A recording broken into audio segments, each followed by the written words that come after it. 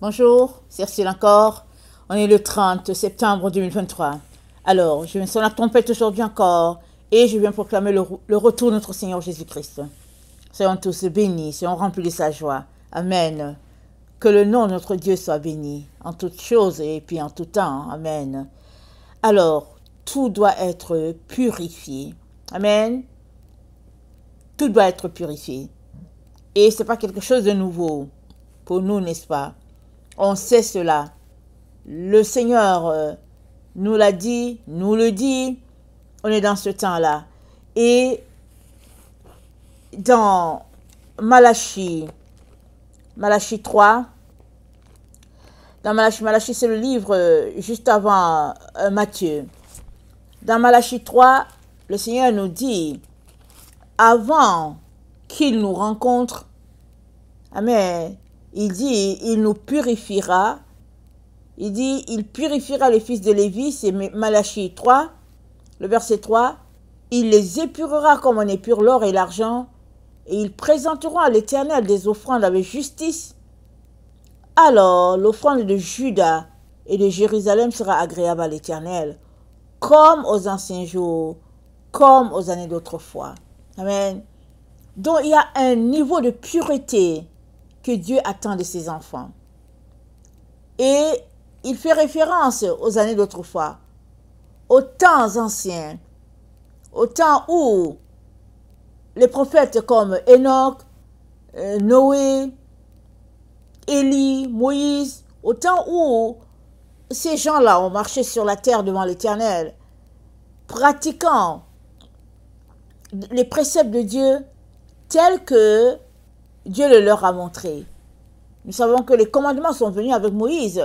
Mais avant que le Seigneur donne les commandements à Moïse, il y a plein de personnes, des hommes de foi, qui ont marché devant Dieu, pratiquant ce qui devait être pratiqué, parce que Dieu leur a montré, ou Dieu a montré cela à Enoch, et puis Enoch a établi les normes pour que le peuple sache comment venir devant le Seigneur. Amen.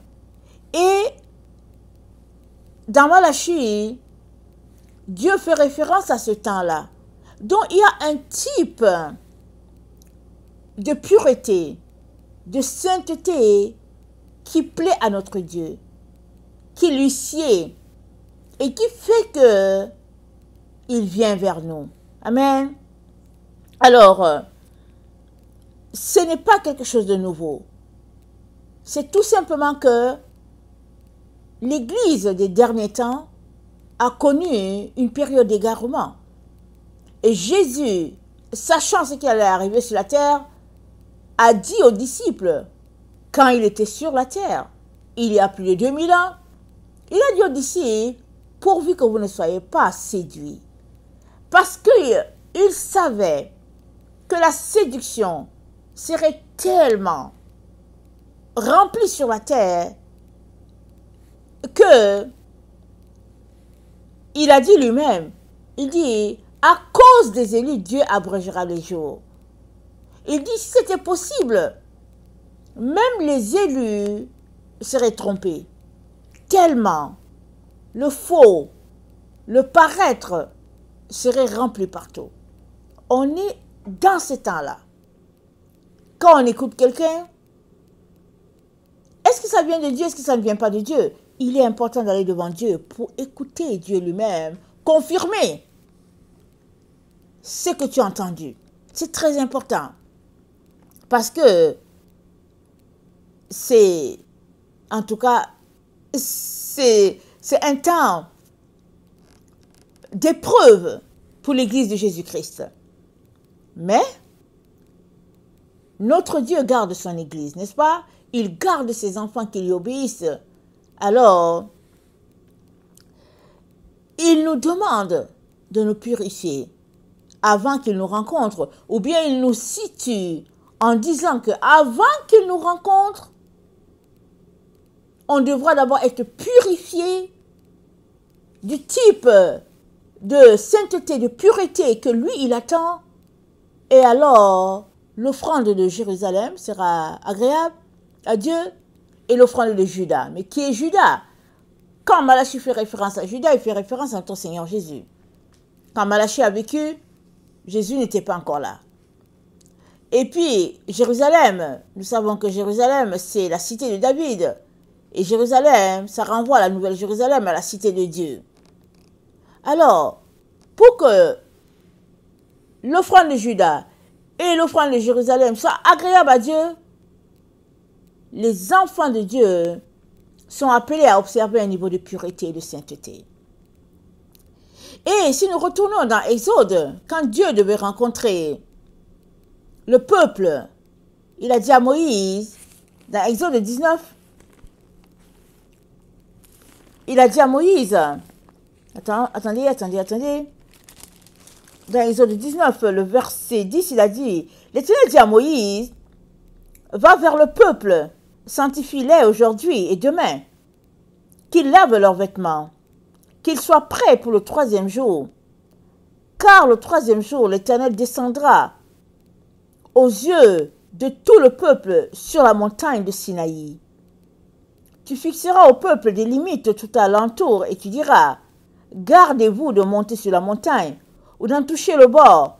Quiconque touchera la montagne sera puni de mort. Verset 14. Moïse descendit de la montagne vers le peuple, il sanctifia le peuple et ils lavèrent leurs vêtements. Et il dit au peuple, soyez prêts dans 3 jours. Ne vous approchez d'aucune femme. Le 3e jour, au matin, il y eut des tonnerres, des éclairs et une épaisse nuée sur la montagne. Le son de la trompette retentit fortement, et tout le peuple qui était dans le camp fut saisi d'épouvante. Moïse fit sortir le peuple du camp à la rencontre de Dieu, et ils se placèrent au bas de la montagne. Donc, le peuple, l'Éternel a demandé à rencontrer le peuple, et il a dit à Moïse, sanctifie le peuple. Peut-on rencontrer Dieu dans un état sale? Non.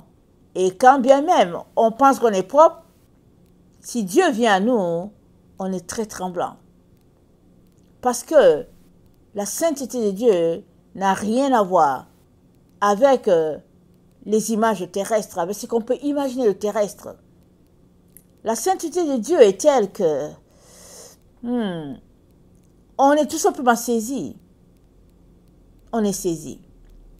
La Bible nous dit que quand Élie a fui et qu'il s'est réfugié dans une grotte, l'Éternel est passé. Il y avait des vents, des tremblements, Dieu n'était pas là. Et je ne sais plus qu'est-ce qu'il y avait d'autre. Une tempête, peut-être, si j'ai bonne mémoire, il n'était pas là. Mais il y avait un son doux, un doux murmure, très doux, très calme. Élie s'est couvert. La présence de Dieu était là. Alors, quand Dieu vient rencontrer son peuple, ce n'est pas dans les tambourins, dans le brouhaha, non. C'est tout simplement sa présence qui se manifeste à nous. Et dans la présence de Dieu, tout péché sera consumé. Rien ne peut tenir devant Dieu. Déjà même que quand tout semble bien, c'est difficile, la présence de Dieu. Combien de fois, quand il y a un péché, la personne ne peut pas tenir. Le péché ne tient pas devant Dieu. Alors Dieu dit au peuple, sanctifiez-vous, purifiez-vous. Et c'est ça qu'il est en train de nous dire. Parce qu'on est dans les temps où il va s'approcher de ses enfants. C'est lui qui a conçu ce monde. Et il a dit, j'habiterai au milieu d'eux. Ils seront mon peuple, je serai leur Dieu. Donc, Dieu a un plan qu'il est en train d'accomplir, qu'il est en train de réaliser. Et nous sommes appelés à nous unir à lui, afin que ce plan puisse s'établir sur la terre. Et souvent, en tant qu'être humain, on s'imagine notre niveau de sainteté, de pureté. Mais au fait, la sainteté et la pureté, c'est suivant le critère de Dieu. Le niveau de sainteté qu'il attend d'une personne c'est suivant son critère, suivant ce qu'il attend. Amen. Et dans Exode, dans Genèse 35, quand le temps de Jacob était fini chez son beau-père Laban, Dieu lui a dit de retourner. Et il est parti. Il a fui, si on peut le dire comme ça. Il a fui pendant que son beau-père n'était pas à la maison. Il est parti avec ses femmes, ses enfants. Et à un moment donné, on est dans Genèse 35, c'est dit, Dieu dit à Jacob, lève-toi, monte à Bethel et demeure-y. Là, tu dresseras un autel au Dieu qui t'a apparu lorsque tu fuyais Ésaü, ton frère. Jacob dit à sa maison et à tous ceux qui étaient avec lui, ôtez les dieux étrangers qui sont au milieu de vous. Purifiez-vous et changez vos vêtements. Nous nous lèverons et nous monterons à Bethel. Là, je dresserai un autel au Dieu qui m'a exaucé dans le jour de ma détresse et qui a été avec moi pendant le voyage que j'ai fait. Ils donnèrent à Jacob tous les dieux étrangers qui étaient entre leurs mains et les anneaux qui étaient à leurs oreilles. Jacob les enfouit sous le térébinthe qui est près de Sichem. Ensuite, ils partirent. La terreur de Dieu se répandit sur les villages qui les entouraient, et l'on ne poursuivit point les fils de Jacob. Amen. Avant d'aller rencontrer Dieu, Jacob s'est débarrassé de tous les dieux étrangers, de tous les objets qu'il avait sur lui. Mesdames, mesdemoiselles, les boucles d'oreilles ont été enterrées. Il y a des femmes qui prêchent pour le Seigneur. Elles sont là, elles ont leurs bijoux. Et puis, j'imagine qu'elles ne savent pas que c'est des dieux. J'imagine. Mais toutes ces choses-là que vous portez sur vous, ce sont des dieux. Que tu le saches ou pas, que tu agrées ou pas, dans la présence de Dieu, il n'y a aucun objet qui tient. Sauf toi seul, tu viens, bien habillé, tes vêtements bien, on ne voit aucune partie. Si tu es une femme, tu es bien voilée, tu es devant ton Dieu. Parce que si Dieu a dit à Moïse que quand tu vas me bâtir un autel, je ne veux pas voir une partie de ton corps pendant que tu montes sur l'autel. Voilà pourquoi l'autel doit être en terre. Parce que si tu le fais en pierre taillée, alors que tu vas monter, je ne veux pas voir une partie de ton corps. Exode 20, le verset 25. Dieu dit à Moïse, si tu m'élèves à un autel de pierre, tu ne le bâtiras point en pierre taillée, car en passant ton ciseau sur la pierre, tu la profanerais.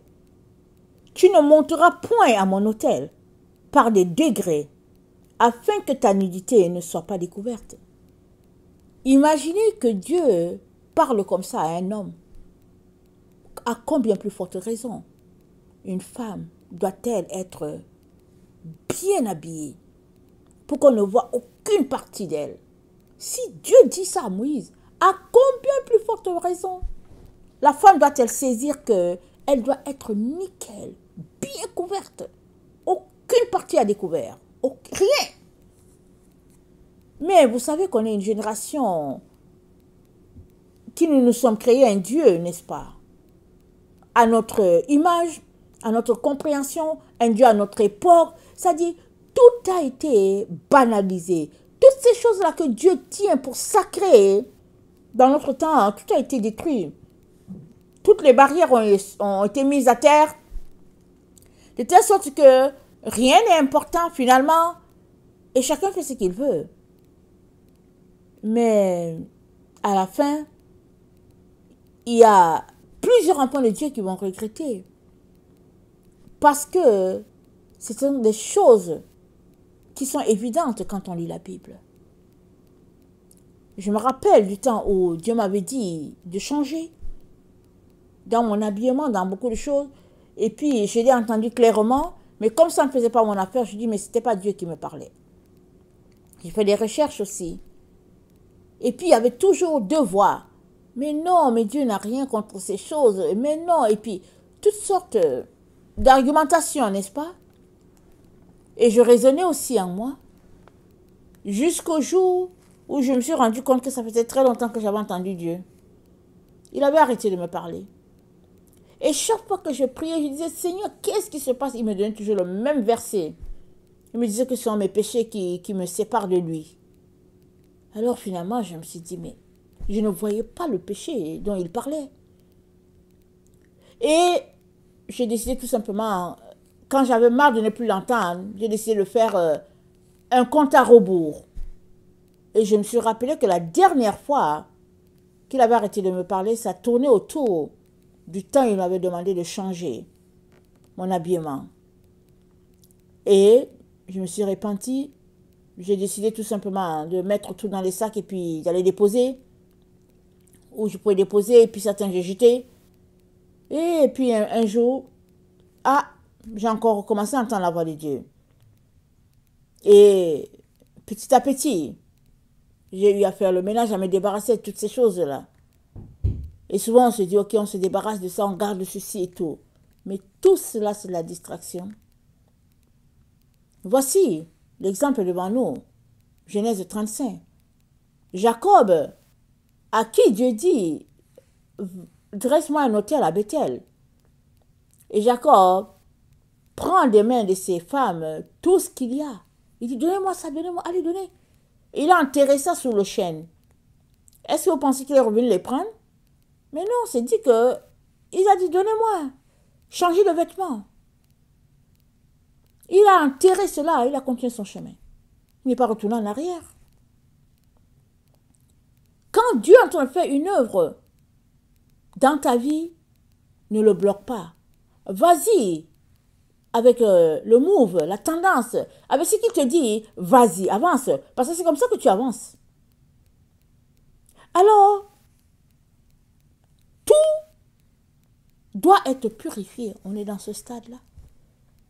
Et c'est pas nouveau, on le sait. On sait que viendra un temps sur la terre où l'église de Jésus-Christ sera purifiée. Il y a eu tellement d'enseignements contradictoires par-ci, par-là, si bien que finalement, le peuple de Dieu est mélangé. Mais, c'est dit dans Apocalypse 5, le verset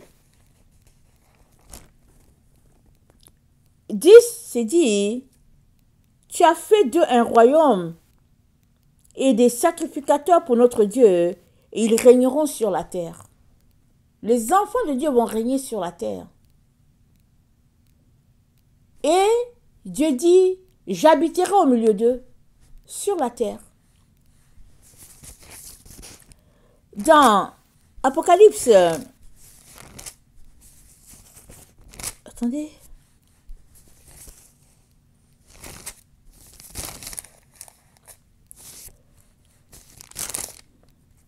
dans Apocalypse 21, au verset 3, c'est dit, et j'entendis du trône une forte voix qui disait, voici le tabernacle de Dieu avec les hommes. Ils habiteront, il habitera avec eux, ils seront son peuple, et Dieu lui-même sera avec eux. Attendez. Il essuiera toute larme de leurs yeux, et la mort ne sera plus. Il n'y aura plus ni deuil, ni cri, ni douleur, car les premières choses ont disparu. Et celui qui était assis sur le trône dit, voici, je fais toutes choses nouvelles. Il dit, écris, car ces paroles sont certaines et véritables.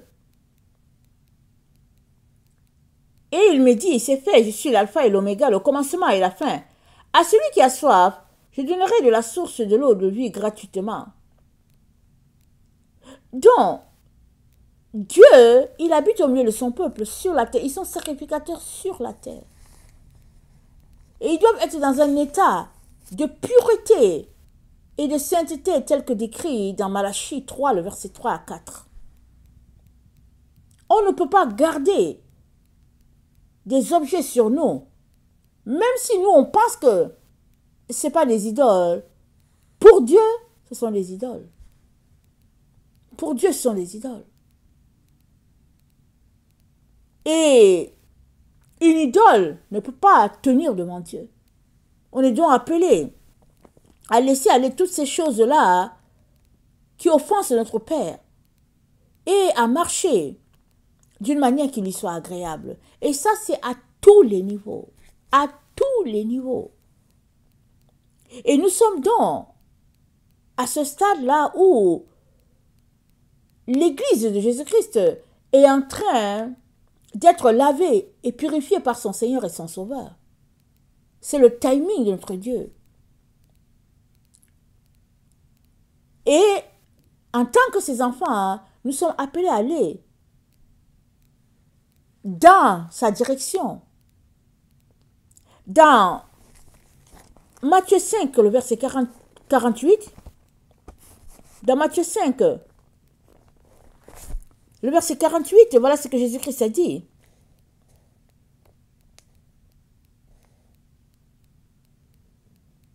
Soyez donc parfaits comme votre Père céleste est parfait. On est appelé à être parfait. Et dans 1 Pierre 1, le verset 14, 1 Pierre 1, le verset 14, c'est dit comme des enfants obéissants, ne vous conformez pas aux convoitises que vous aviez autrefois quand vous étiez dans l'ignorance.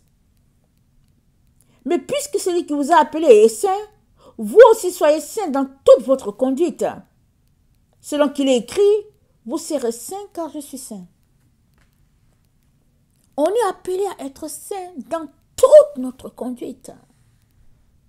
Et comme je l'ai mentionné déjà ces derniers temps, l'enfant de Dieu a quelque part pour X raisons a raisonné en lui et a conclu que la sainteté et la pureté dont il parle ici, ça exclut les relations hétéro, mari-femme. L'enfant de Dieu a conclu ça. Voilà pourquoi, dans la maison de Dieu, au milieu des couples dits chrétiens, il y a beaucoup de perversions. Beaucoup de perversions. Et dans le langage, et dans l'habillement, et dans toutes les pratiques qui se passent. Mais celui-là qui a dit d'être parfait, celui-là qui nous dit dans 1 Pierre 1, le verset 14, il dit d'être saint dans toute votre conduite, c'est le même qu'il a dit du temps de Paul, c'est le même qu'il dit dans notre temps. Dieu ne change pas. Il est le même hier, aujourd'hui et pour toujours. Nous voulons justifier notre attitude en expliquant certaines choses. Mais non, il n'a pas changé. Et s'il y a une génération qui ne devrait vraiment pas expliquer les choses, c'est bien notre génération. Pourquoi? Parce que nous sommes la génération la plus pervertie. On a des films dans notre temps, on a toutes sortes d'audiovisuels. Ça dit que la technologie a son haut niveau. Et on est là-dedans, on baigne dedans, l'humanité baigne dedans. Hein. Voilà pourquoi on justifie tout ce qui est sainteté et pureté. On justifie ça en ramenant ça toujours dans le sens de la chair. Si ceux-là qui ont vécu longtemps avant nous, qui n'avaient pas toutes ces choses-là, craignaient en Dieu, faisaient tout pour ne pas l'offenser et pour être purs, combien nous, dans notre temps, notre conduite doit-elle être encore plus de pureté qu'eux? Parce que nous sommes dans un temps de grande souillure. Mais non, On est la génération qui justifions les comportements déréglés. Nous justifions tout ce qui se passe dans la chair, dans notre temps, en disant « Oh, mais comme si c'est passé, comme si c'est passé, et puis cela s'est passé. »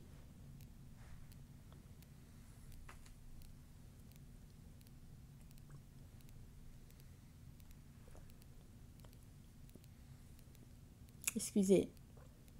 Au verset 17, c'est dit « Si vous invoquez comme Père celui qui juge selon l'œuvre de chacun. » Je suis dans 1 Pierre 1, le verset 17. « Sans exception de personne, conduisez-vous avec crainte pendant le temps de votre pèlerinage, sachant que ce n'est pas par des choses périssables, par de l'argent ou de l'or que vous avez été rachetés, de la vaine manière de vivre que vous aviez hérité de vos pères, mais par le sang précieux de Christ comme d'un agneau sans défaut et sans tache, prédestiné avant la fondation du monde et manifesté à la fin des temps à cause de vous. » Ce n'est pas par des choses périssables, par de l'argent ou de l'or que vous avez été rachetés. Et regardez, Jacob, il quittait son beau-père. Les filles, elles partaient. 4 filles, elles partaient avec leur mari. Est-ce qu'elles allaient revoir la famille? On ne sait pas. C'était des endroits lointains, n'est-ce pas? Quand tu pars, tu sais que tu es parti. Elles n'ont pas pleuré pour dire « Oh non, mais ça c'est les bijoux que... vraiment c'est les bijoux. » Non, il fallait tout simplement enterrer cela parce que ils allaient rencontrer le roi des rois, Dieu. Ils allaient offrir des prières en l'honneur de l'Éternel. Ils ne pouvaient pas aller dans un état souillé. C'est pas possible. Mais nous, on veut que Dieu nous accepte tel qu'on est. Parce qu'on l'aime. On l'aime avec nos émotions, pas avec nos actions. On l'aime tout simplement notre Dieu. Et il nous dit, débarrassez-vous. On trouve que non, non, non, ça c'est trop légaliste. C'est pas de Dieu ça. Dieu n'est pas comme ça. Parce que c'est Dieu, après tout, qui a mis en place le mariage et tout. Oui, Dieu a mis en place le mariage. Il t'a pas dit de divorcer. Il t'a dit d'être chaste et pur. C'est ça qu'il te dit. Il n'a pas dit, vas-y, divorcer là. C'est pas ça qu'il te dit. Il dit, pureté, chasteté, droiture. C'est ça qu'il dit. Il dit, soyez parfaits à tous les niveaux.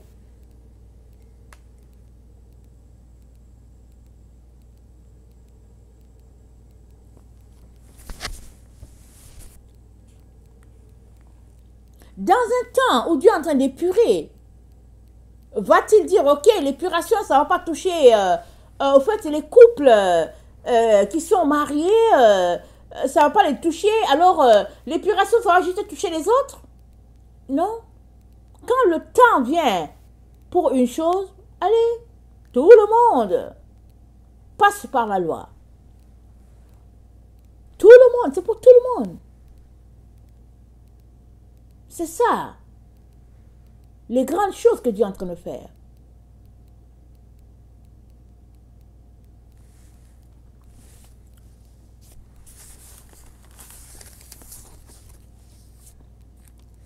Je suis tout dans mon texte de 1 Pierre 1, le verset 14. Comme des enfants obéissants, ne vous conformez pas aux convoitises que vous aviez autrefois, quand vous étiez dans l'ignorance. On était dans l'ignorance. Voilà, dans beaucoup de domaines, on était dans l'ignorance. Maintenant que le voile vient et qu'on est éclairé, on doit plutôt avoir une attitude devant Dieu de l'enquiquiner. Pour dire, Seigneur, parle-moi. Qu'est-ce que tu me dis, Seigneur? Parle-moi, Seigneur. Est-ce que je comprends bien? Est-ce que j'entends bien, Jésus? Je ne veux pas être coupé, Seigneur. Parle-moi. Mais si on se met plutôt à raisonner pour dire que ouais, c'est Dieu qui a créé ceci, il a créé cela, donc il ne peut pas nous empêcher de faire ci, de faire cela, on est en train de se tromper par de faux raisonnements. On se trompe soi-même. Mais si on vient devant Dieu, Dieu va nous parler.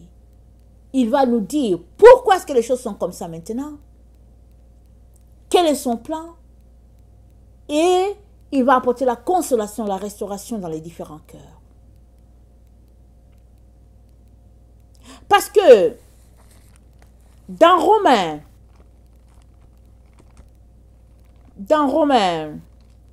attendez, c'est Romains 11, Paul le dit, dans Romains 11, il dit, car je ne veux pas, le verset 25, je ne veux pas, frères, que vous ignoriez ce mystère, afin que vous ne vous regardiez point comme sages. C'est qu'une partie d'Israël est tombée dans l'endurcissement jusqu'à ce que la totalité des païens soit rentrée. Et ainsi tout Israël sera sauvé, selon ce qui est écrit, le libérateur viendra de Sion, il détournera de Jacob les impiétés. Il détournera de Jacob les impiétés. Et ce sera mon alliance avec eux lorsque j'ôterai leurs péchés. On est dans le temps où Dieu a décidé d'ôter les péchés de toute l'humanité. Alléluia. Mais il ne peut pas te forcer si tu ne veux pas que ton péché soit ôté. Il ne veut pas te forcer. Mais il te dit, c'est le temps de l'épuration. Zacharie 13.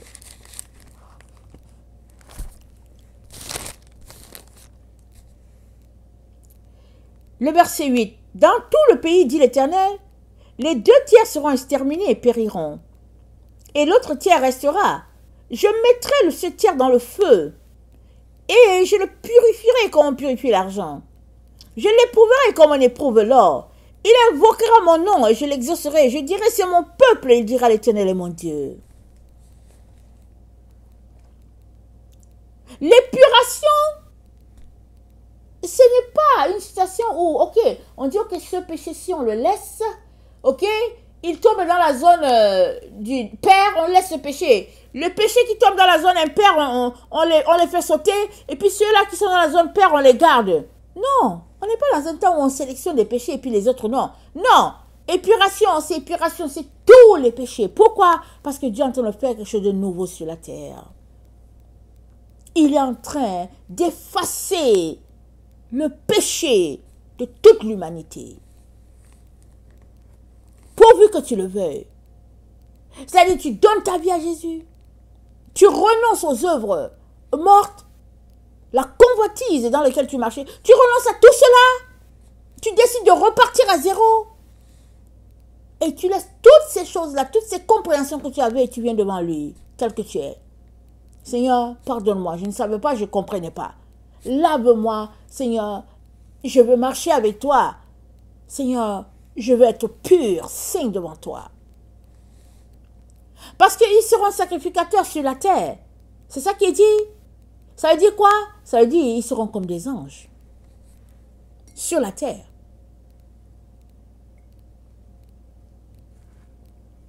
Si vous voulez, vous pouvez lire le livre d'Enoch aussi. Le livre d'Enoch est disponible en ligne, vous pouvez lire. Dieu a conçu la race humaine à son image pour qu'ils vivent dans la sainteté, dans la pureté sur la terre. Il a conçu vraiment un jardin d'Éden pour ses enfants. Ils ont été détournés. Et les choses se sont passées comme on connaît là. La race d'Adam a marché dans la souillure, dans le compromis. Et bien voilà, on sait tout cela. Et maintenant, Dieu est en train de faire des choses nouvelles. Dans Jérémie,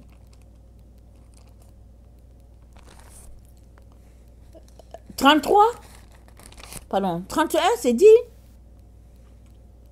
au verset 31, « Voici les jours viennent, dit l'Éternel, où je ferai avec la maison d'Israël et la maison de Juda une alliance nouvelle. Non comme l'alliance que je traitais avec leur père, le jour où je les saisis par la main pour les faire sortir du pays d'Égypte, l'alliance qu'ils ont violée. Quoique je fisse leur maître, dit l'Éternel, mais voici l'alliance que je ferai avec la maison d'Israël. Après ces jours-là, dit l'Éternel, Je mettrai ma loi en dedans d'eux. Je l'écrirai dans leur cœur. Je serai leur Dieu. Ils seront mon peuple.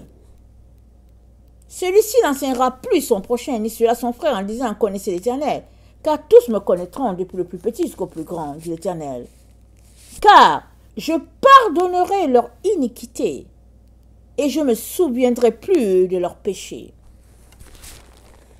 Les jours viennent, on est là. On est là.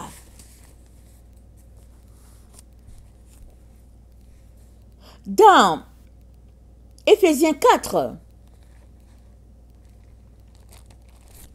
le verset 19, c'est dit. Éphésiens 4, le verset 19. C'est dit.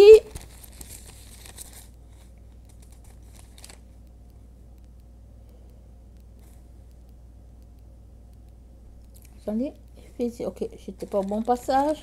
Éphésiens 4, verset 19. Ayant perdu tout sentiment, ils se sont livrés à la dissolution pour commettre toute espèce d'impureté jointe à la cupidité. Mais vous, ce n'est pas ainsi que vous avez appris Christ, si du moins vous l'avez entendu, et si conformément à la vérité qui est en Jésus, c'est en lui que vous avez été instruits à vous dépouiller, eu égard à votre vie passée, du vieil homme qui se corrompt par les convoitises trompeuses. Notre vieil homme, on l'a laissé, on l'a quitté depuis. On a donné notre vie à Jésus, on a quitté notre vieil homme. Mais nous sommes informés que il peut revenir. Comment? Convoitise trompeuse. On repense à la vie d'antan, à cette vie-là qu'on avait. On repense, ah ouais, du temps où, bon, ça, la convoitise est revenue. Et la corruption, c'est quoi? C'est la pourriture. On retourne à là où on était. On se souille encore davantage. Et c'est dit quoi? À partir de ce moment, on s'en va très loin de Dieu. Mais une fois qu'on donne notre vie à Jésus, selon les Écritures, on est appelé à se dépouiller. C'est ça que Paul dit ici. Il dit, eu égard à votre vie passée, vous avez été enseigné à vous dépouiller. Et quand on se dépouille, ce sont les choses de la chair qu'on enlève pour revêtir les choses de l'esprit, comme on connaît. Et il s'est dit, au verset 21, c'est en lui que vous avez été instruits à vous dépouiller, eu égard à votre vie passée du vieil homme, qui se corrompt par les convoitises trompeuses, et à être renouvelé dans l'esprit de votre intelligence. On est renouvelé. Donc, Dieu est en train de nous renouveler. Si notre renouvellement s'était arrêté au niveau de certains péchés permis et puis non péchés, et puis non permis, des droits et puis pas droits, on est dans le temps où Dieu nous dit, on doit être épuré. Pourquoi on va à la rencontre de notre Dieu? C'est la raison. Et dans Colossiens 9, dans Colossiens, je pense que c'est, attendez, je ne sais pas pourquoi, je n'ai pas la bonne référence. Dans Colossiens 3, voilà, Colossiens 3, le verset 9, pardon. Dans Colossiens 3, le verset 9, c'est dit, mais maintenant, renoncez à toutes ces choses, à la colère, à l'animosité, la méchanceté, la calomnie, aux paroles déshonnêtes qui pourraient sortir de votre bouche. Ne mentez pas les uns aux autres, vous étant dépouillés du vieil homme et de ses œuvres. Le vieil homme, on s'est dépouillé de lui. Et ayant revêtu l'homme nouveau, qui se renouvelle dans la connaissance de l'image de celui qui l'a créé. L'homme nouveau se renouvelle dans la connaissance de celui qui l'a créé, c'est-à-dire dans la connaissance de Christ. Et si tu connais Christ, Christ a marché sans péché, il était pur, il était chaste. Donc, une fois que tu décides de suivre Jésus, tu ne t'arrêtes pas en cours de route avec ton œuvre de sanctification. Tu te sanctifies jusqu'au bout. Et tu t'attaches à Christ à lui seul, tu te purifies. Tu ne peux pas t'attacher à deux personnes, deux endroits, deux choses. Non, c'est Jésus ou bien c'est le monde.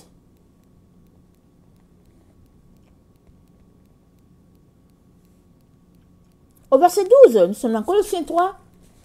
Ainsi donc, comme des élus de Dieu, saints et bien-aimés, revêtez-vous d'entrailles de miséricorde, bonté, d'humilité, douceur, de patience, supportez-vous les uns les autres. Revêtez-vous, que vos entrailles soient revêtues de toutes ces choses-là qui font la gloire de Dieu.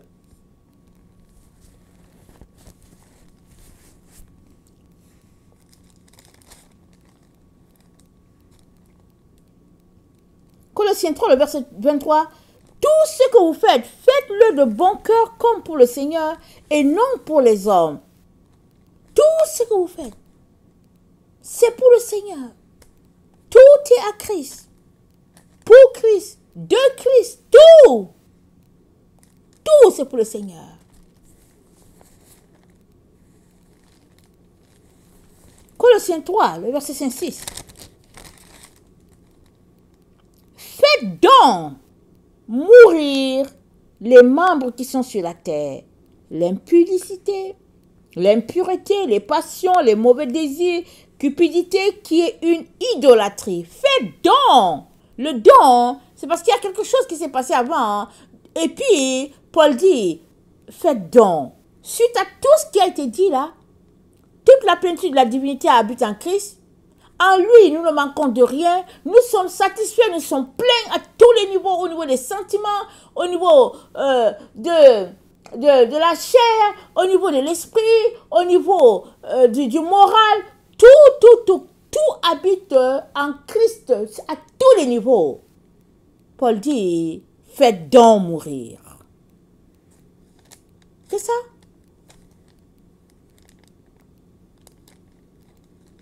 C'est à cause de ces choses que la colère de Dieu vient sur les fils de la rébellion. Il dit, mais maintenant, renoncez à toutes ces choses.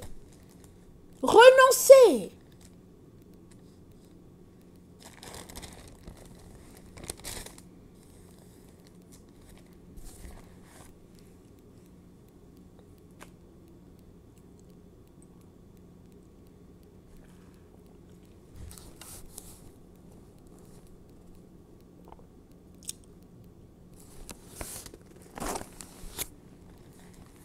Dans Colossiens 4, le verset 5, c'est dit, conduisez-vous avec sagesse envers ceux du dehors et rachetez le temps. Rachetez le temps.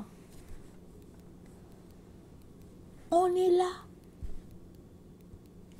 Qu'est-ce que Christ ne t'a pas donné? Qu'au moment où il te dit, c'est le temps de la purification sur toute la terre, c'est là que tu te dresses pour dire, oh non, non, non, non, c'est pas ça. Qu'est-ce qu'il ne t'a pas donné? Notre Dieu fonctionne avec un timing.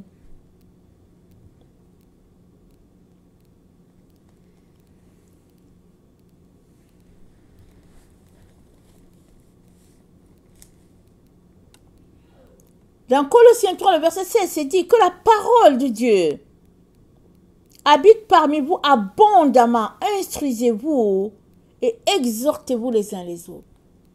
Instruisez-vous. Le manque d'instruction nous plonge dans l'ignorance, dans les ténèbres. Et on se met à s'imaginer, à raisonner en nous-mêmes par rapport à ce qu'on aimerait. Par rapport à ce que notre chair aimerait, on se met à raisonner.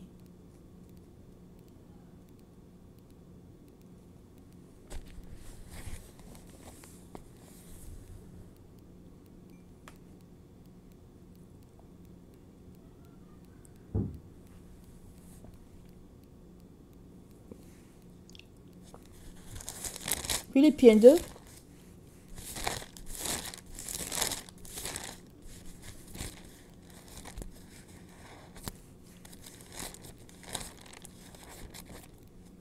Le verset 12.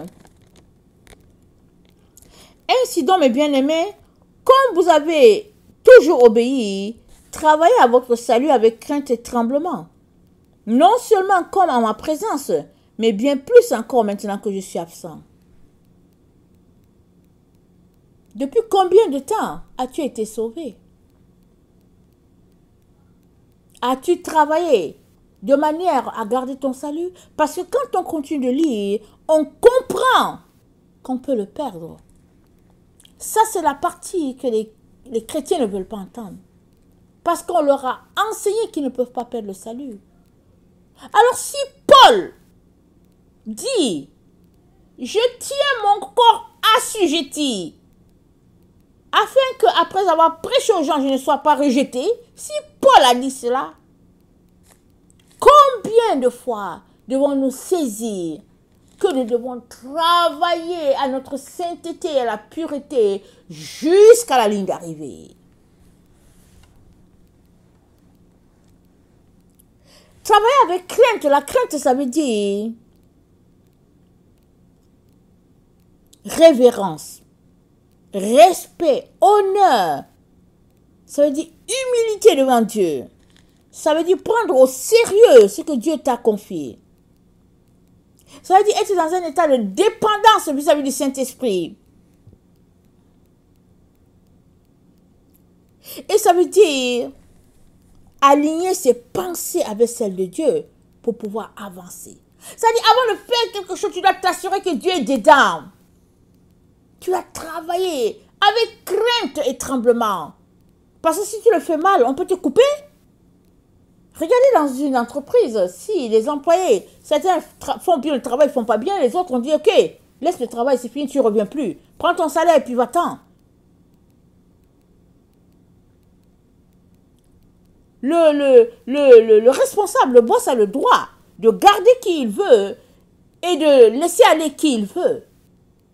Et Paul dit on doit se comporter de manière à avoir toujours la confiance du Père.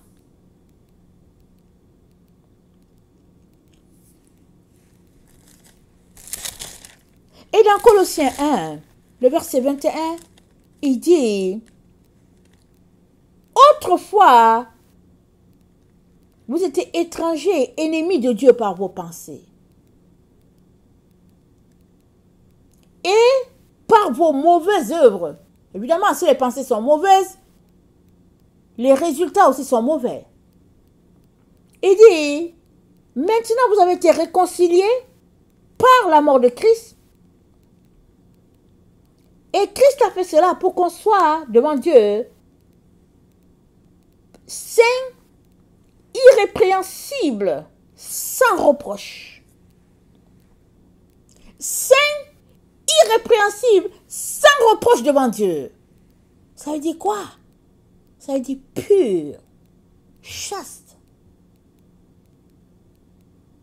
Comme Dieu s'attend. Parce qu'il est notre satisfaction. En lui habite corporellement toute la divinité.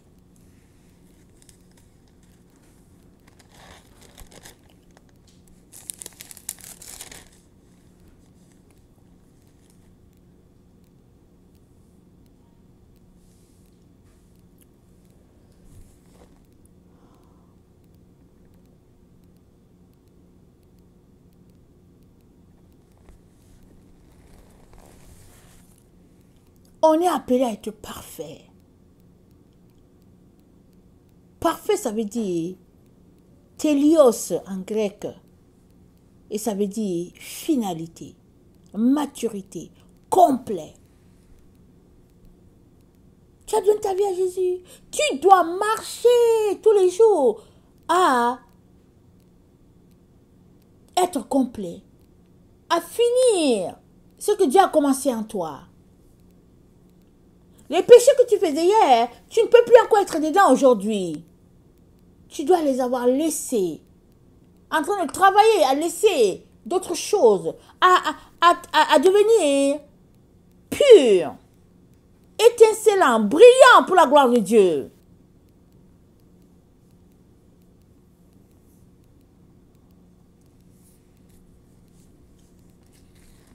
Romains 12.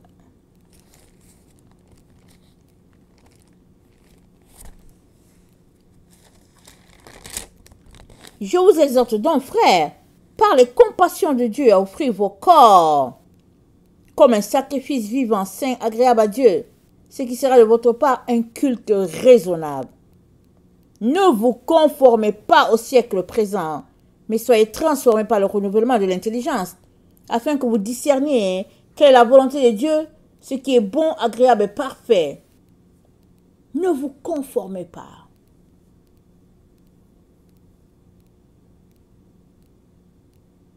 Christ est notre satisfaction.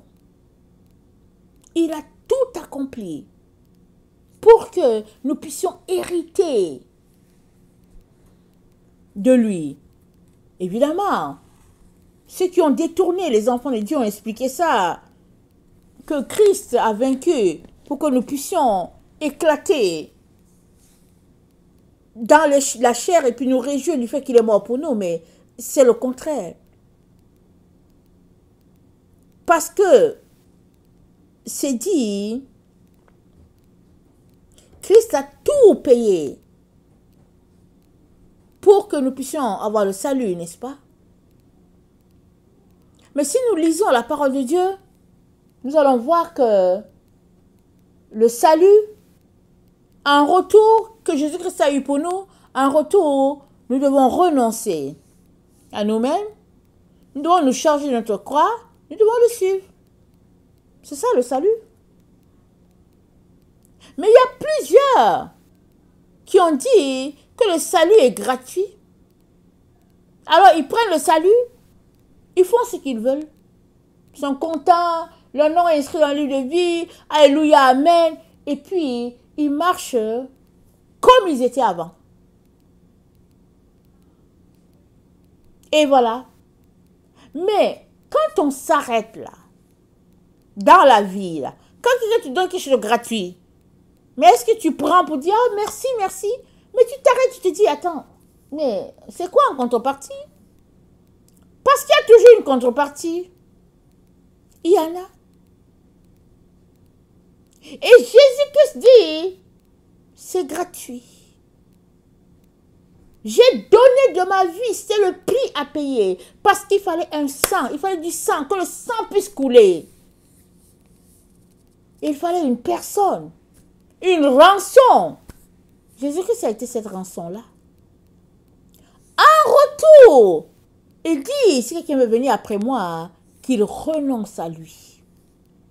Tu dois renoncer. Et tu dois le suivre. Porte ta croix. Et être à sa suite. À lui te dire à gauche, à droite, ici, par là. À lui, c'est lui seul qui te parle. Mais si tu dis que tu as donné ta vie à Jésus et que tu marches selon le train-train de ce monde, dans toutes tes passions, tes désirs, et puis tu te convaincs que tu as lui, il y a quelque chose qui ne va pas. Parce que ce n'est pas les conditions de Jésus, ça. C'est les conditions de ton imagination ou de ce que les gens t'ont dit. Mais la Bible dit quoi? Instruisez-vous. T'es-tu instruit? As-tu le cachet de Dieu dans tes croyances? Parce que tes pensées doivent être les pensées du Père. Et les pensées du Père, c'est quoi? Chasteté et pureté. C'est cela. Et quand on regarde partout dans la Bible, on voit le même message, le même langage du Père. La sainteté. La sainteté de Dieu ne peut pas être négociée. Il ne négocie pas sa sainteté. Il ne la négocie pas. Les hommes ont beau expliquer, beau justifier leur comportement. Mais non. Mais maintenant, si aujourd'hui on vient, on demande pardon à Dieu, Seigneur, pardonne-moi pour le mensonge. Demain, Seigneur, pardonne-moi pour le mensonge. Après demain, Seigneur, pardonne-moi pour le mensonge. On fait toutes les mêmes choses, On n'apprend pas, on fait toutes les mêmes choses, À un moment donné, soi-même, on va se rendre compte qu'il y a quelque chose qui ne va pas. C'est comme si on s'amuse avec Dieu. Parce que c'est une marche. Suivre Jésus, c'est une marche. Si aujourd'hui tu étais un bébé, demain tu dois pouvoir être un ado. Après demain tu dois pouvoir être un adulte. Et tu dois continuer de grandir jusqu'à avoir tes cheveux blancs. Si on est capable d'avoir ces changements-là dans notre corps physique, combien devons-nous avoir ce changement-là dans notre corps spirituel aussi? Et c'est ça qui peine à venir. Parce que la transformation ne se fait pas. À cause des mauvaises pensées, des faux raisonnements. Et Dieu nous appelle tous, sans exception, à la pureté, à la sainteté. C'est une condition sine qua non pour qu'on puisse entrer dans la Nouvelle Jérusalem. C'est la condition. On est complètement à la fin. Et les choses ne se passent pas comme les hommes l'ont expliqué. Elles se passent comme Dieu est en train d'orienter les choses. C'est le ciel qui vient à nous. Allons-y lire Apocalypse.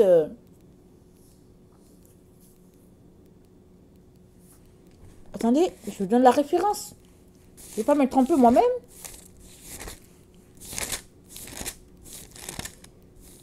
Apocalypse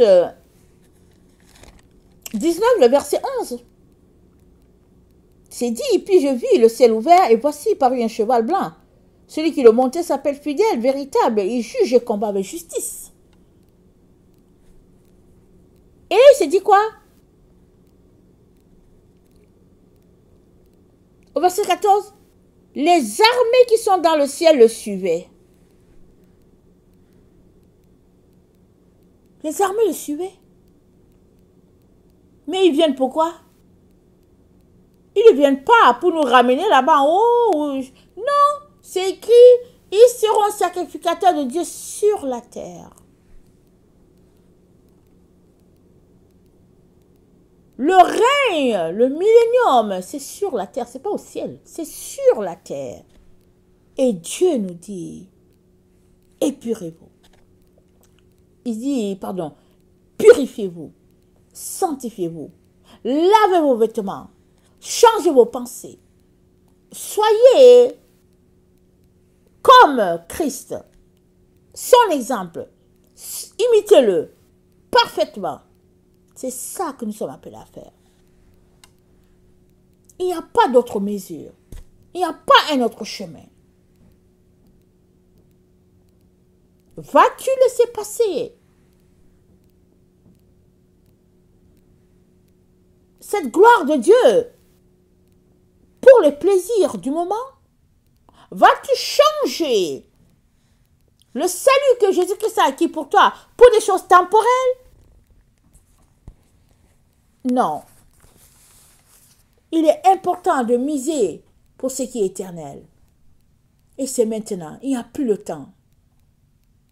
Nous sommes en plein dans ces moments où Dieu est en train de changer les choses. Il est en train d'équiper ses enfants pour qu'ils soient prêts, n'est-ce pas, à prendre leur position dans ce que Dieu les appelle. Et c'est maintenant que les choses se passent. Que le Seigneur bénisse sa parole. Maranatha, Jésus revient. Amen et alléluia, sont tous bénis. Amen.